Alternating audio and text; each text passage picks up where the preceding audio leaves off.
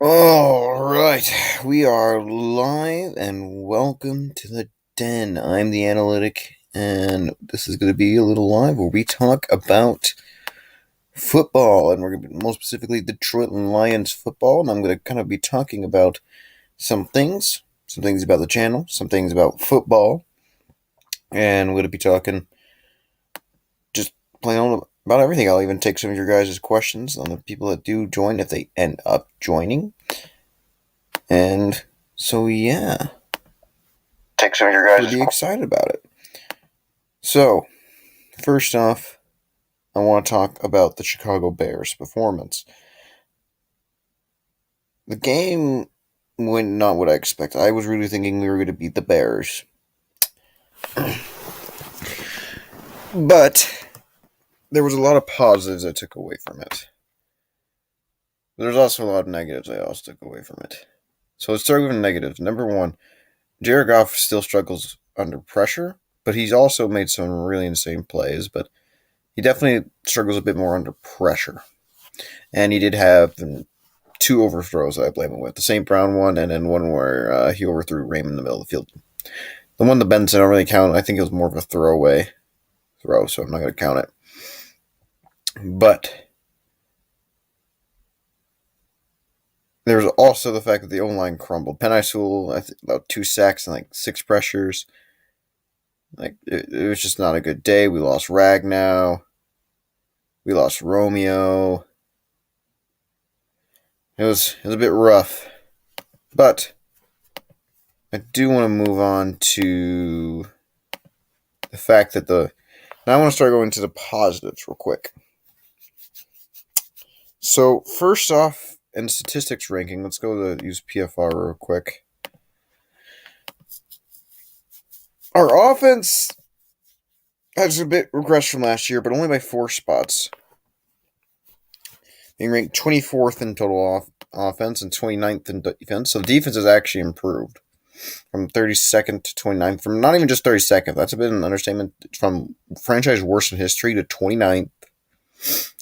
So it's good. That's showing promise that our team is getting a bit better defensively. Our offense, not so much. We are seeing some players actually show some potential. One of them's going to be Amon-Ra St. Brown and Quintez Cephus, and I'm going to talk about those two. Swift is showing that he's explosive in the run game, in the pass game, but he needs to be a bit better in the run game. Jamal Williams has been a very good, pleasant surprise for that. I'm going to the offensive defense. And so now I'm going to move on to the positives. Oh, yeah, actually, one more negative is also our corners got beat up by Darnell Mooney. And our run defense really needs to improve. Because honestly, our pass defense didn't even do that bad. But moving on to the positives, our defense is improving.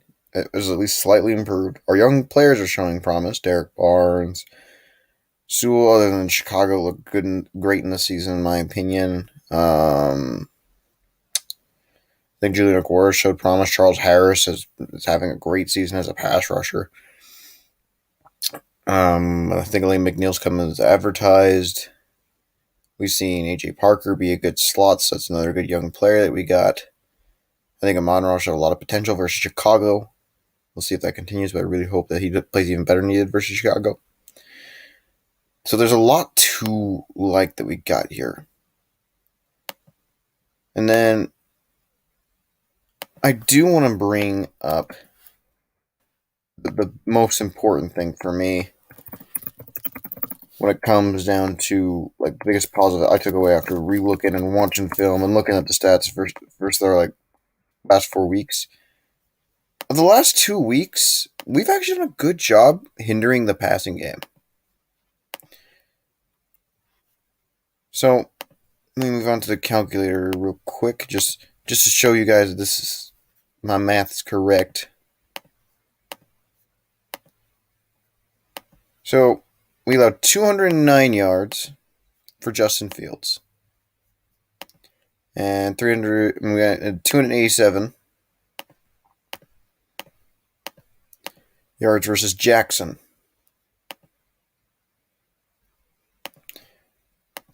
So we allowed 496 yards, and we allowed 1 touchdown from Lamar. So that means in 2 weeks, 496 total passing yards and 1 touchdown, 1 interception and two interceptions for counting Fields and Lamar. Both had interceptions, and Justin Fields and Lamar.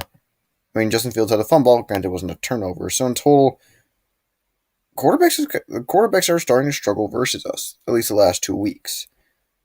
Because you have 1 touchdown to 3 turnovers and meh passing yards. So it's going a lot better than when it was. And so we're seeing like actual growth among our team, and that is some exciting stuff. And so now let's move on to what I want to really talk about here. I was super excited because rewatching the Bears game, I was able to find this. Hold up. Let's go tonight. And hold up, I got an ad for it. Sorry. So let me first off thank Rage Productions with his 13.2 subscribers for this video. But let me show you off a player who really stuck out to me versus the Bears offensively. So first off, it's Amon-Ra St. Brown, just so you guys know. Go check out Rage Productions. I have his thing on the channel. So I hope you guys can see this pretty good. I'll try zooming it in one more time. Let me watch this. So first off, nothing too special. Got a catch.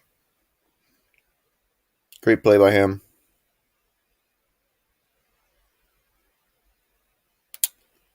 And then first off, the line collapses immediately. Jared Goff makes a play. I'm going to show a better angle of that. Amon-Ra St. Brown puts effort, gets a play, makes a nice catch. And Jared Goff's under pressure. Continues onward. Jared Goff. Clean pocket. Throws to Amon-Ra. He's open, but unfortunately misses him a bit. Amon-Ra, once again, he gets open. He's like, this is the player that we were seeing in the preseason and what we were hearing about in training camp and what we were seeing in film in college. And here we go. We get another play of a wide open Amon-Ra St. Brown.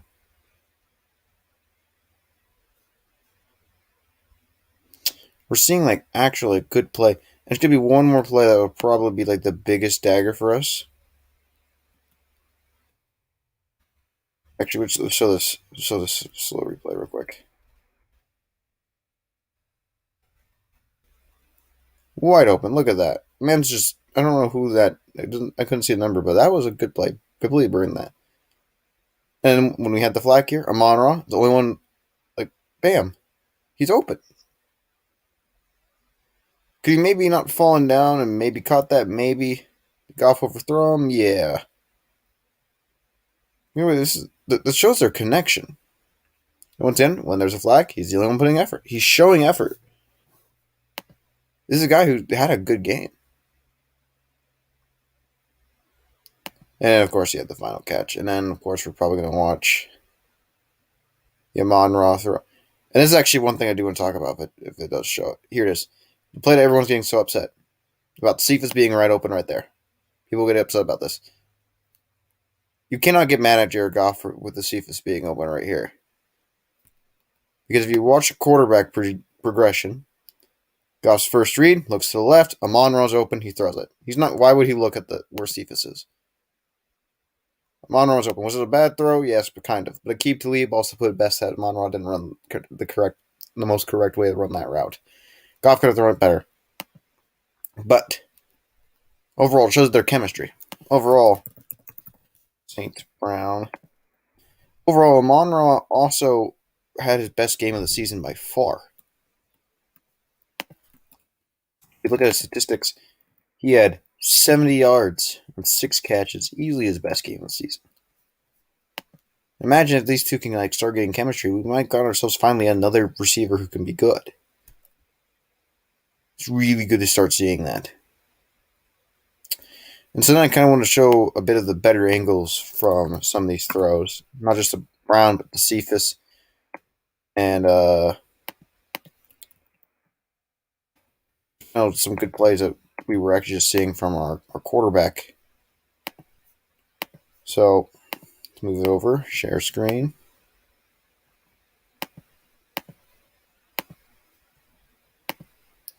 All right, so Jared, right over here. Let's get the full breakdown. So pocket collapses, Sewell gets beat. Runs around, makes a place. Nice juke, by the way. And then he makes a throw. That was to a Monroe that we saw earlier. Here we go. Jared on the run again. Bam! Straight to Cephas. Fantastic play.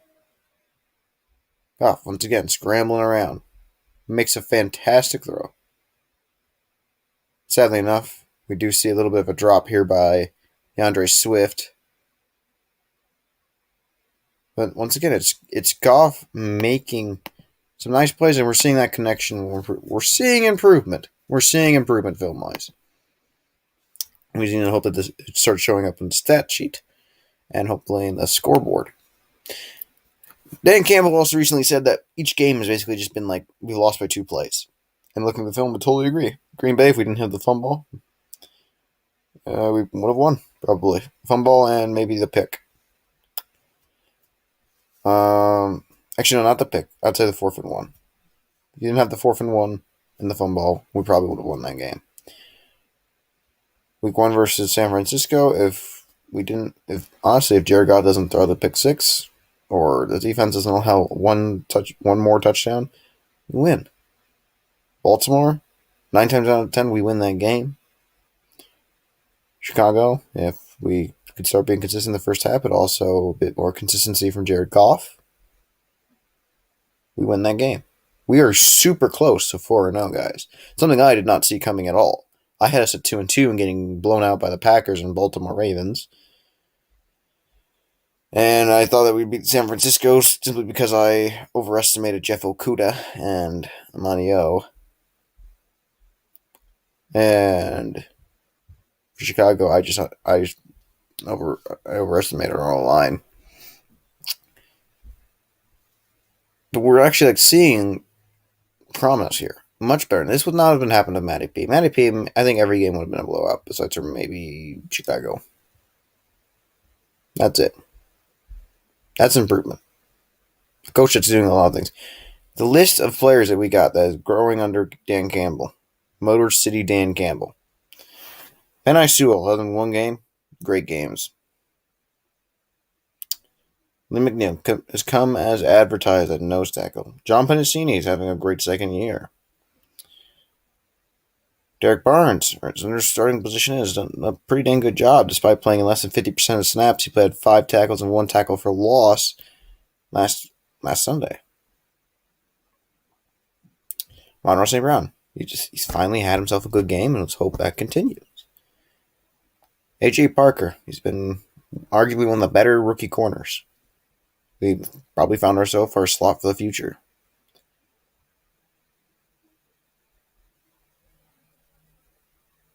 We're starting to even see growth from Julian Okwara, who himself in his first game appearance versus Baltimore, 4 quarterback pressures and a quarterback hit on 10 snaps. I even thought he moved the line pretty good when he was out there. And Charles Harris is having a revived season, matching his last year's sack total within the first 4 weeks with 3 sacks. And even having a forced fumble on Justin Fields. Manio, he's actually starting to be good. He's actually having his best season in quarterback rating. He has himself, I think, a 93 quarterback rating. Was that what it was? Right now, he has a 96 quarterback rating. He has his best yards per target in his career. He's having a better yards per completion than last year's 2020. And his completion percentage went down. His yards have went down. He's had 2 straight games of interceptions. He has 3 pass defense. So we're actually seeing improvement just from Amani O. And my Bobby Price got beaten in a couple of reps. According to PFR, he's done a pretty solid job other than and Darnell Mooney, and the one special and the 4th and 19. Although I still play then with Harris. I don't see how that is at all on Bobby.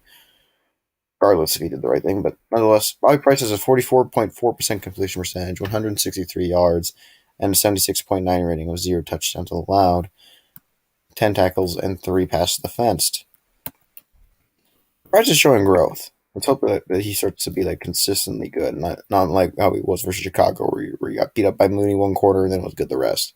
He needs to be consistently good. Now it's a lot to ask out of the young man, but it's still there. Tracy Walker's having himself a far better season as well, statistically.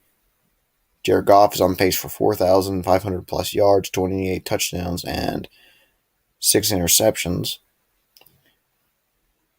Our offense is ranked 6th in explosive offense, 15th in passing offense, 16th in rushing offense.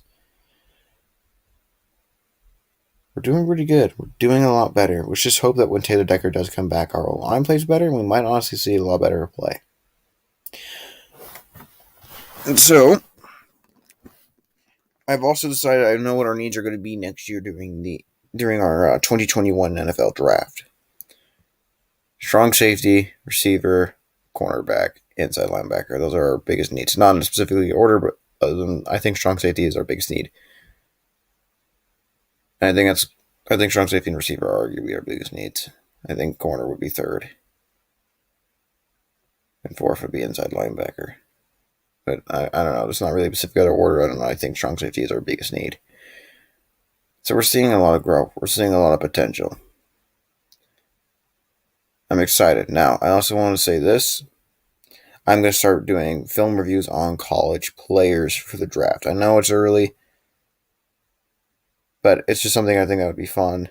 A lot of things. Like I'll even review quarterbacks next weekend, hopefully. Well, specifically Friday because I got homecoming.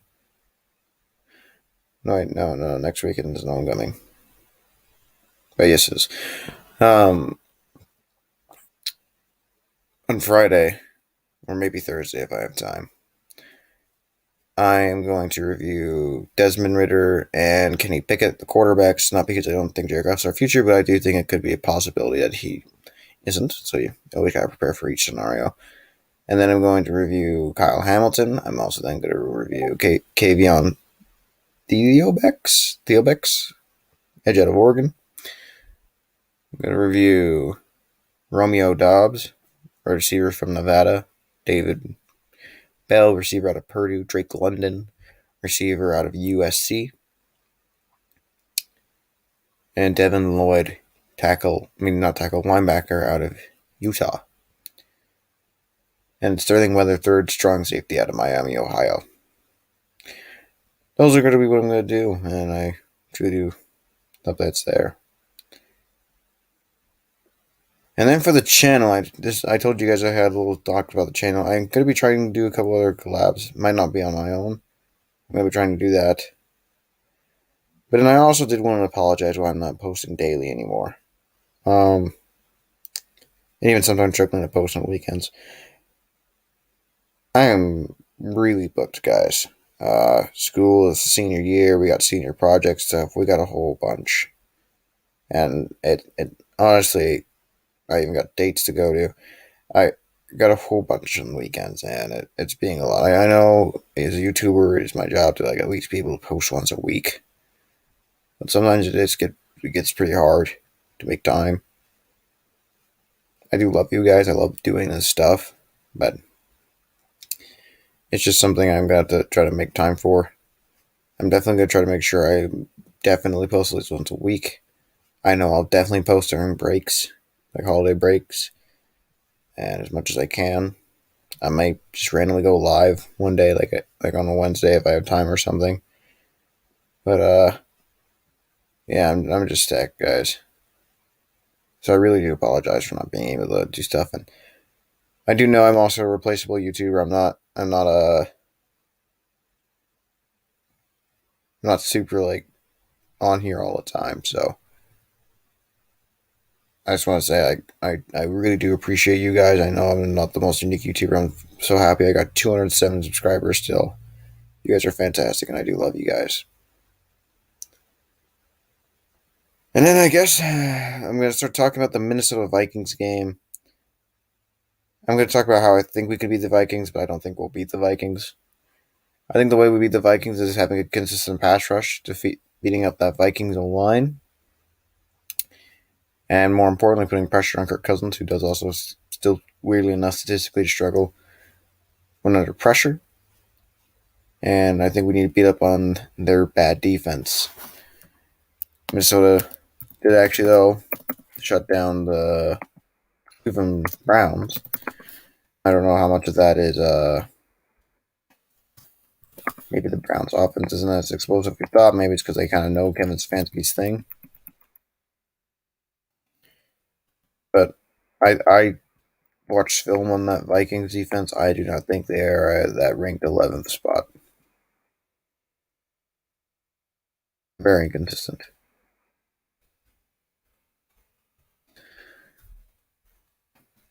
So if we are going to win, it's going to be what we got it done.